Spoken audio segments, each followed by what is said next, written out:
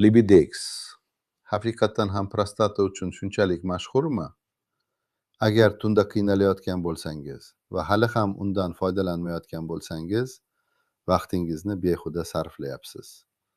Shuning uchun men tanam qanday o'zgarishini ko'rish uchun 30 kun davomida Libidex qabul qildim.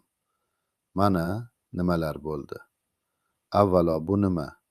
Bu yallig'lanishni kamaytirish uchun mo'ljallangan tabiiy formula. Ammo oxirgi paytlarda u virusga aylandi. Chunki u tungi uyg'onishlarni butunlay to'xtatadi va oqimni tiklaydi. Birinchi kuni tunda 4 yoki 5 marta hojatxonaga borardim. Lekin 10 kunga kelib, men ta'sirini seza boshladim. Balki bu platsebo deb o'ylagandim, lekin hojatxonaga borish haqida ancha kamroq qayg'ura boshladim va nihoyat to'yib uxladim. Keyingi haftalarda o'zimni shunday his qildim. Ko'proq dam oldim. Ertalab quvvatga to'ldim. 30 kunga kelib, g'alati narsani angladim. Men muammom borligini butunlay unutib qo'yibman. Og'riq yo'q, shoshilinch holatlar yo'q. Oxir-oqibat farq juda katta bo'ldi.